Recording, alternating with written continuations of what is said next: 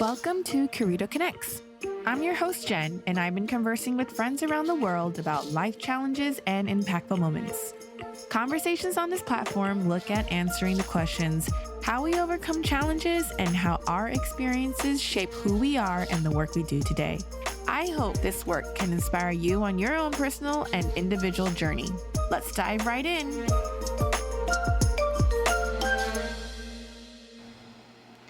Hello, my guest today is Larry Shao, founder of La Salsa Taipei. A trained salsa dancer, Larry grew up in Taiwan, went off to the US, and circled back here starting La Salsa Taipei Dance School 11 years ago. Hi, Larry. Hi, Jennifer. Larry and I met a few years ago back at our old alma mater stomping ground when I was working there in the alumni office. What fascinated me about Larry's story was how he defied all odds and created his salsa school in Taipei at a time when salsa dancing wasn't even very popular then. I'm excited to have Larry share his journey on how his passion for dancing merged into a way of life for him and the creation of La Salsa and the encounters he had along the way. Thank you, Jennifer. Such a nice intro. I feel so flattered. I feel like some kind of salsa crusader. I'm here to save Taipei. You know, let's inject some dance culture into this city. Well, that's kind of how I felt when I met you. So I'm really excited to have you here, and I'm just gonna let you take the mic from here and go as far back as you want, kind of shape this conversation and sharing that journey. I think I'll start with just a little short background for our listeners. I am trained in visual arts. I have an MFA from San Francisco Art Institute, and then I moved back to Taiwan in 2007. During that time, I was still pursuing my art, but I needed to make some money. I picked up salsa when I was in grad school. So my instructor, when I was leaving San Francisco, told me, Larry, teach because it will make you a better dancer. So naturally, when I moved back to Taiwan, I'm not really connected to anyone in the art scene, but I needed money, so I just started teaching. That's how everything started. So where did you start teaching? Were there other schools here already, or you just kind of said, all right, I'm just gonna put up a flyer and say, Wednesday night at the park, where in Taiwan it's very popular, and the parks around here are I did print out aunties. flyers. Back then in Xinyi district, there's a club very popular called Brown Sugar. Every Sunday night there's free salsa dancing, and they have a live band. Oh. So I would go there and meet people and then dance with them and go, hey, my name's Larry, I dance. If you like my style, I'm gonna teach every Monday or every Wednesday. And then I will go out and rent studio space from, there's ballroom studios, there's hip hop studios. The rent's not very expensive. Then I did print out little flyers with myself on it, with my email and my phone number. It's like, come take some salsa lessons. Yeah. So that's how it started. Yes. And then so how did you transition from, you were saying you were still pursuing your art degree, and then you were teaching on the side. Yes. And then how did that kind of, I guess, where the switch happened? Where the switch happened. Well, from 2007 all the way until 2014, I actually had a art practice. I took a job as art researcher for an institute in Hong Kong. They're called Asia Art Archive. And then what they do is they collect catalogs, they document all the flyers and what happens in each country in Asia. So they need a local researcher that will go to all the art openings. And then so I was very lucky to apply and get the position as the researcher for Taiwan. Wow. And I used that job to meet and make my connections in the art world. And then, besides writing my report, okay, this happening, this opening, I met so-and-so, and then I have to send back all the catalogs and printed materials that I collect. But at the same time, I have my practice, so I would tell these gallerists or people I meet, like, oh, hey, by the way, I make art. And eventually, starting from 2009, I had a few shows. In 2010, I was invited to be a part of Taipei Biennial. So for me, that was a milestone in my art career. And then I had a commercial solo show. I had a alternative space solo show. The practice went all the way until 2014.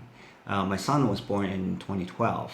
And eventually there was just too many things to juggle. I had visual art practice. I have a newborn son. Teaching and salsa teaching on salsa. the And my side. salsa career was growing at that time. So I had to make some decisions. So by 2014, I went full-time salsa teaching. Like, why did you decide to go salsa versus continue pursuing? You did visual arts, right? So Yes, you were a visual yes. artist. Uh-huh. Well, a good friend of mine always told me that she thought I should do something that engaged with people more on a regular basis. And then the reward, everything you do in visual art, there's the reward when you finish your artwork. You don't get that reward right away. You have to wait until you finish the whole body of work. And then there's a gallery that will show your work. And by the end of that, it's like artists cutting an album back then when they sell CDs. It's harder to just release a single. You have to finish 8 songs at least, or 12 songs before you can, okay, I got a new album I'm releasing. And that's when you reap the rewards. Well, I have to stay in the studio all day and making work, and it will take at least 6 months or more before you can get a show or get a body of work ready. So it's very isolating. But with salsa teaching, every time you go, the class is 40 minutes to 1 hour. By the end, if hopefully the class went well and all the students are happy, their happy smiles, that's my reward right away. Instant gratification. Yes. And then, eventually I find myself becoming a happier person. There's always that image of the struggling artist. There's few exceptions, those people who are just perfect for art making and being in the studio, and they are happy that way. But for most people, it's hard work, being isolated and just be in your mind and dealing with yourself and creating work. So maybe it's for my own mental health sake, I should dance more. I should teach more. So I made that decision. And also, I met my wife through dancing. A lot of people think she's my student, but she's not. Like, we went out social dancing, so she's my equal. She's got a background in marketing. She went to Furen Daxue, very, very talented lady. And so during my time teaching, Wow. we really have like a whole team of people teaching. That's awesome. Yeah. So, okay, I want to take a break from this, and I'm going to kind of rewind and go back a little bit to that decision for you to move back to Taiwan at the time from the US, because you could have pursued your visual arts career in the States if you didn't come back here. So, what was the decision for you to move back to Taiwan? And when you came back to Taiwan, was that also, was that easy for you? Was it a little bit frustrating for you to be a visual artist here and trying to navigate the environment here? Your parents live here. Was that kind of, again, not really fully stereotyping, but, Asian parents of that generation, usually it's like, oh, my kid's an artist, I have had a few episodes where I've had very encouraging parents, who support their kids all the way, doing what they want to do. But of course, there are stories, as we know, where parents are like, you're going to be a starving artist. How are you going to support yourself? So I was just a little curious in terms of that dynamic for you when you chose to come back here, and how did you navigate that environment? Well, in 2007, I just finished grad school and I started my art practice a little bit.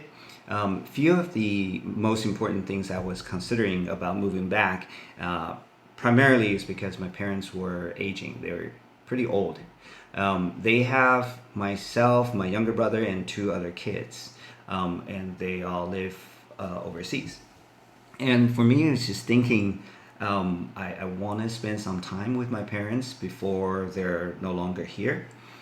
So that's part of the consideration. And also my career in visual art allows me to be, I have more flexibility. Yeah, as they call it now, the nomadic lifestyle, Yeah. like work from home nowadays. This is back in 2007, so. Yeah.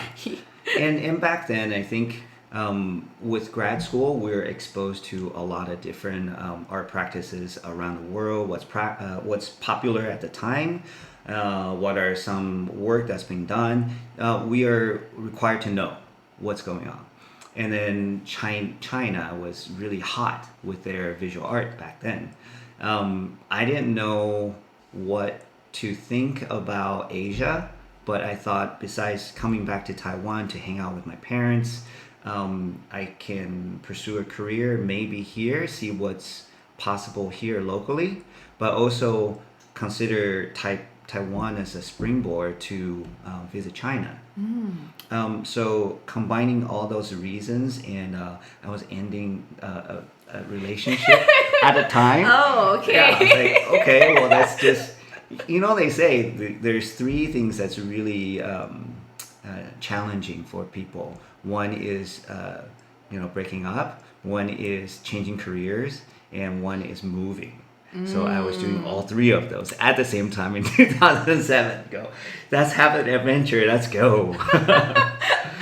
So that was an impactful moment for you, 2007. It was. Like you said, these 3 points that you decided to say, all right, ending relationship, heartbroken, packing up, moving, let's do this. Yeah.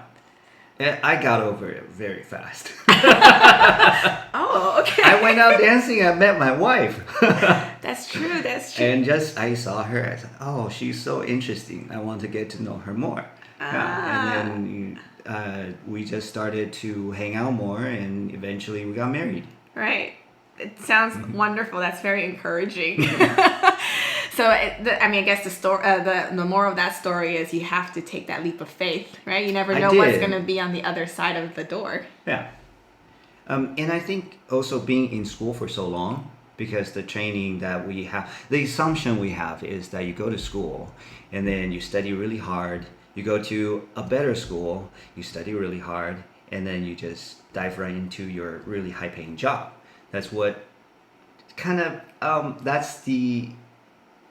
I guess some Asian parents, that's their expectation. They hope that will happen for the sake of their kids. And for me, I got really antsy at the end, towards the end of my education. I wanted to start working. There's all these years of education and training with all these things in my head. And then I'm like, well, I want to do something with it. I don't want to just stay in school. So there's that desire to just jump and go to someplace and make a mess. Let's do something. Right. So, and also, that relationship wasn't going well. Combining with all those, with my parents aging, it's like, let's go. Yeah. It made sense. Right. Yeah. And so, I'm guessing your parents were really excited that you came back. They were. Were they very supportive of what you were doing? I'm just like a little bit curious in terms of just that dynamic. That's why I keep bringing it back. Terms of how. And I say this because, for you and me, in terms of the community members we know of, and I'm sure other listeners who are listening to this can relate, is that parental-child relationship as an adult, right? Like as you're coming back as an adult, you're your own person, you've gone out, you've seen the world, you've done your thing, and now you're kind of coming back, but they're still your parents, so they're still kind of treating you like a kid. So how do you navigate that dynamic and relationship, right? And again, two things. Okay. First one is I have to thank my parents because they don't interfere with what I do that much. Okay, there you go. Great. They do have an opinion about it. Okay. But they don't actually interfere. So I know how they feel. So you're lucky. You're lucky. They're not very happy about it, but they don't get in the way. And the second thing is I'm a very rebellious person since high school. So I draw that line. It's like, here's where I need to function, and you can't cross that line. Okay. And then so we lived in peace after. Yeah, because I draw that line, and they're very understanding parents. I think that's also very key that you said drawing that line, because I think for any of this kind of relationship to work, you need to know the boundaries, and that goes for both parties, right? So both on your parents' side and for you as well, which I think that's something other people can kind of take into consideration too. Of how do you draw that line?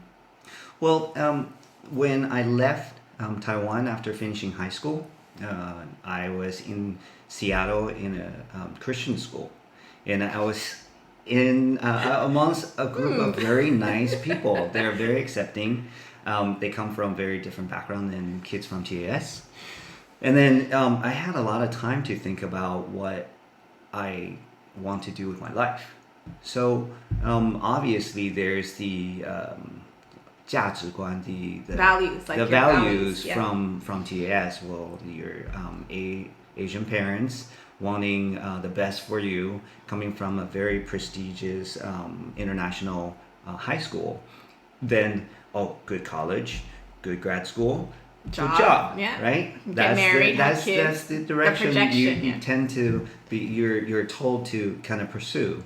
But being away from my parents, it gave me some time to think about many ideas of my relationship with my parents as Taiwanese, as Chinese background, and then 孝顺, just being respect. How do you translate 孝顺? Like filial piety, like be respectful of your elders.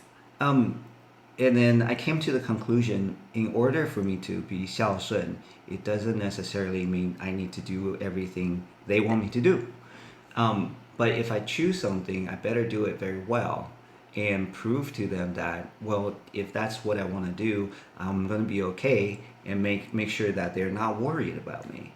So that idea was, I came to that idea on my own, maybe sophomore year in college. And then so that just turned into like, I live by that. If I decide to choose something, I know visual art, I better do a good job. Or when you said salsa dancing, right? I better do a good job. There's one other person that I want to bring to the story. My RA in freshman year. Wow. He knows about my background. We all live together, a whole floor of boys.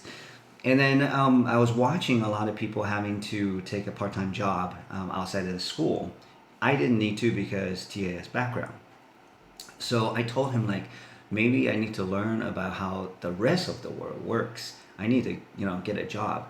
And he stopped me. He just like, Larry, you're fortunate that you don't have to do that. Do that. Yeah. So he told me everyone should do what they do best. If you don't have to do that, you should consider what you can do that other students that need to do a part-time job cannot do, and do that well.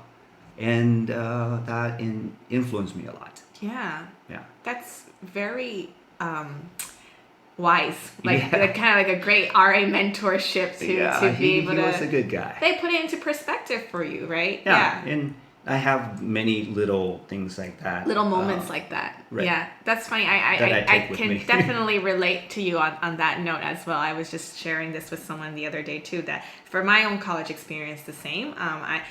My college roommate didn't get her passport until junior year in college. And for kids like us, I was flying home twice a year. Right. And also like you, I thought I wanted to work on campus too. But most of the kids who are working on campus were on scholarship, so they had to work, right? And so I had a very similar feeling to you. Like I was like, oh, I want to work on campus. Like I want to, work at the bookstore or something. I wanted to do something as well.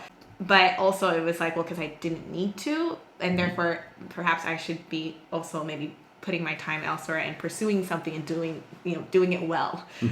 So yeah, I can also relate to that. Yeah. So then, this is great because then I feel like we can jump back into creating La Salsa. Yes. And I wanted to ask you, so when you created La Salsa and during your time, I mean, it sounded like it was about 6 years or so, right? When you went to Brown Sugar and was doing those Sunday night classes and then teaching people on the side, pursuing your visual arts career, and then with your girlfriend, now wife, promoting yourself and positioning yourself in the marketplace. What did you see in Taipei or in Taiwan in general with the salsa scene? Could you tell us a little bit about that? Like, I mean, was salsa around? Was it more like the Latina community that was living here, working here, creating that for themselves? Because I mean, that's really part of their culture. And how adaptable was the environment here to salsa dancing and how you grew it? Like I said, I mean, you said earlier, you made me sound like a crusader. I'm just curious if you could just share with us a little bit about, the environment here in Taiwan, in Asia perhaps, and what you saw that really not only filled your cup, like you said earlier, salsa dancing and teaching it really made you a better person and you're really happy doing it, and what you saw to fill that, and where it's going to go going forward. Yeah, I think in 2007, coming back here, it wasn't homecoming. It wasn't returning to home. It was really an adventure. It's like going to a new place. Because I left Taiwan for 13 years. Even though with every visit, there's a lot of changes that happen in Taiwan that I wasn't a part of. My training in salsa was I danced for this dance company called Mambo Romero in San Francisco, and I danced for their performance team for 3 years. So I'm very familiar with the scene over there. There's Latino communities, there's Latin band, there's salsa bands, a lot of Asian dancers, a lot of Latino dancers, African American, all sorts of ethnicity. And there's clubs happening every night. So coming back to Taiwan, I didn't know a thing about what's going on here. I didn't know if people dance salsa. But it turns out there's a small community, mainly by a few expats who had some experience dancing salsa. So they were teaching. There was this very talented Korean dancer who moved to Taiwan. He was teaching, and he's probably by far one of the strongest instructor and dancer at that time. So there's few people that are teaching, but there isn't like a solid salsa community. Right. And it's a very different social dance than, say, ballroom or swing. It's not hip hop because there's not the partner dance part. So at Brown Sugar, there's usually a mix of people learning salsa from one of the above mentioned instructors, or ballroom people, or people just there, club people. Yeah. They're there to drink and have a good time. So I think everyone were kind of working independently. The idea of a salsa studio wasn't formed until much later. People were just kind of inviting people who you meet on the dance floor, and then opening up classes, renting spaces. At first, I didn't have the idea of opening up a studio because my background was in the performance team, and so for me, I wanted to choreograph. With my art background and then also dancing for performance team. Makes sense. It makes more sense to be like, well, I'm going to start a performance team.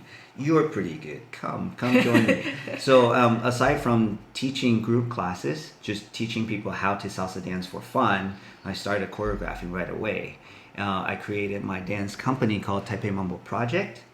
In 2008, I finished my first choreography, and I just started pushing for the team to perform locally at any occasion.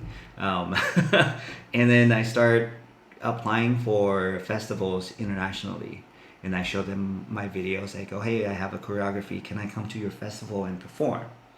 So the idea of opening up a studio was much later. Yeah. So your focus was primarily kind of like just coming like you said, like you wanted to create a team and then like a dance group and then kind of travel around the world and perform. Then how, I guess it almost seems like a very natural transition that the studio happened out of the team, right? Like you guys had the team and then it kind of merged into like a, hey, this is kind of fun, but like I don't want to be a part of the team. Can I just come and dance on occasion? And then more people kind of inquired about this and their friends inquired about it. And then somehow La Salsa happened. Well, I mentioned that my wife is in marketing. So at first, she didn't know what we eventually will end up doing. But she just knew like, well, Larry, I need to shape you into a marketing. You need to dress this way. You need to teach this way. Make your cards this way. So she'll give me all sorts of advices in how to market myself. But I didn't have to spend much time thinking about that because she'll help me. I just spend my time doing the creative side. Like, okay, I want to create this number. And then my team members who perform for me, we will hang out and then we'll practice. And eventually, she just thought, why don't we open up more classes? Then the team members becomes the junior instructors. and then the first 5 people, then we started teaching more and more classes. We converted this little space, kind of like unused living room space, upstairs of where my father lives. And then we registered that as a 工作室. That's like an office space. Yeah. And then we started training there, and then we started teaching there, and we had a program. Like, okay, Monday we have this class. And then it just organically merged. Like, and that's how it happened. Yeah. And then over time, she changed my mind about how I view team training and creating something, a performance, versus teaching more people in mass and creating a studio where more and more people can get into this culture. So from the inception of creating your team to then the studio, along the way, were there any, ups and downs that you encountered? Were there at some point where you're like, I don't want to do this anymore? Or, or was it pretty much a smooth ride? Like, when they say things align, they align. It just keeps going, and things align, but I wouldn't say smooth. because teaching in your own space is so much more intimate and fun and easy, because you don't have to pay rent. Without the financial pressure, then the financial reward was decent. That was just me and my wife. We didn't have a kid at that time. So we were happy where we were, but as the marketing person she's like, we got to expand, we got to do better. So she started pushing everyone to go to the next step. And then the first studio we rented outside of our home is probably 2-3 times bigger than our living room. It requires remodeling, signing a lease, and paying rent every month. So that pressure is on. And we struggled. The first studio was hard. Like, we were in the negatives for a year and a half. It was very hard. But we gained a lot of experience. We start seeing things that we did wrong, things that we did right. For example, there's just so much passion for people who's involved in salsa dancing. So there's not the you need that perspective on the side, like, oh, 商业化的话, who's going to walk into your studio and feel like this is a legit business, or just a group of people having fun. Right. I went to Home Depot, so B&Q. B&Q is our version of Home Depot. And then so for painting the walls, I looked for different paint. There's a red that's named salsa. It's like, great, we're using this. And we got the whole team. We start painting. The red is way too heavy. It's like a heavy wine red. Okay, like a burgundy. Burgundy, yes. the whole space became small and with a lot of visual pressure, heaviness. heavy. And then so at first we were just full of ideals, and we're gonna do this. Our paint is called salsa, but it didn't work. And the location wasn't close to MRT. It made it difficult for people to get there. Yeah, so we struggled a lot during the first studio. But then we took every mistake and all the experience we had with the first studio, and we moved to 忠孝东路4段, much more happening, busier. Area, yeah. And that transition was much smoother. So everything you shared with us thus far, and I know you had mentioned this before we started recording as well. Any regrets leaving visual arts? And no, that was not quick. at all. Because you, in the whole art ecosystem, you are the first person who makes something, and then if you're good enough, then a gallery will sign you for a show. You sell your work, they take their commission, you get paid, and the work is out there in some collector's home. And then that will go eventually into art auction. If I'm doing well in my career, that would increase the value of that piece of work. And then in auction, it can sell more than what they purchased it for. We don't see that money. Okay, so that's part of it. Like, oh yeah, I guess I can live with that. It's fine. But at the same time, besides making work, I have to go out and meet people who will show my work. They're experts, people who are really good at what they're doing. They'll go, yeah, your work is good. And there are people who don't know what they're doing, and they have the resources that I will need as an artist. Yeah. So eventually it start feeling like, well, I'm not doing any better than people who are working in corporate. It's still climbing already set out game. Yeah. And makes it not so much fun. Like a lot of artists go into visual art because they want to have that artistic freedom to create, but then you can't make a living if you don't play this game. Yeah. And it takes a lot of time. And for me, it's like I'm willing to play that game, but I do recognize it for being what it is. Mm-hmm. And then I have this dance business that I created all on my own with my wife. We really don't have any rules. You can kind of do what you want, right? And so with that, compared to this, and then have a newborn, it's like, okay, well, I have limited time. So how do I balance? I need to cut something else. I can't cut out my wife and my kid. No. So the other would be just, visual art or dance. It made a lot of sense. Like, let's put this on hold. Maybe I'll go back and make something down the line. Yeah. Down the line. But I don't think I want to pursue a career in this field. It's different not working in the visual art professional field versus not being an artist. Right. I can still be an artist on my own. I made this really cool Minecraft helmet for my son for Halloween. Oh, I saw that. I think you put it on Facebook. I think. And it's using a Master of Fine Arts from San Francisco Art Institute to make my Minecraft costume. But I don't mind. I mean, when even making something so simple and fun, I still feel the joy of creating. And then especially when Anton goes out to trick or treat or see his friends, and the joy he gets. My dad made this. Yeah. Then there's the reward, and much faster.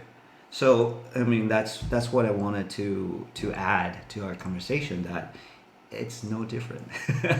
And then I wanted to ask for those listening who do feel like they're kind of making this transitional career shift, like you said, making these choices and being practical about it, right? Like, yes, we need to financially be able to support ourselves. And maybe you are trained in a certain field, but you are very passionate and very interested in this other field. And, there's always those saying like, oh, don't pursue your passion because, you pursue your passion, 是赚不到钱的, which in translation means, you can't make money by pursuing your passion. And, I think nowadays in the day and age we're in, a lot of times there's this conversation between, do you do what you like to do because that's what you love to do, or versus the practicality of like, I'm in this job and it's paying my bills and I have to be practical about it. What kind of suggestions would you tell listeners who are, sitting here listening to this episode right now and thinking, that's such an amazing story, like, what a cool visual arts career, and then just said, all right, I'm opening a salsa team, I'm creating a salsa team, and, going to open a studio. So I think if there's any listeners that's in visual arts, I want to encourage you that your education is very valuable. I was trained in visual arts, but I think everything I'm doing in dance right now, I'm using my training from my visual arts. The transition for me is mostly because of time. So I'm not working in the professional visual art circle. Yeah. But to me, I'm still using all the same ideas about how to choreograph.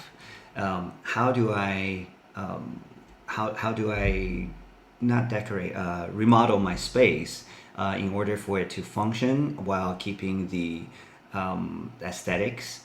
When we do our logo, how does that translate to how we use it, how it is perceived? Basically, as a visual artist, you have like a desire to create, so that desire, the outlet for it is just change from the visual artist field into my own business. Right. It makes so much more. I have so much more freedom in letting out that desire in just doing my own business, and creating this dance studio in a place that didn't have salsa. Studios before. Well, is there any other last words you have that you want to share with our listeners before we wrap up? One of my professors said something, I think she said something like, everyone wants culture, but nobody wants to pay for it. Okay? And to combine that idea with what my RA said, you should do what you can. I think it makes a lot of sense to do La Salsa because everyone wants to have culture, and I think I'm willing to pay for it. Oh, that's so beautiful. Well, thank you for your time, Larry. That was really nice. And I think we can look into doing something together as well. All right. Thank you, Jennifer. If you're open to it. Of course. All right.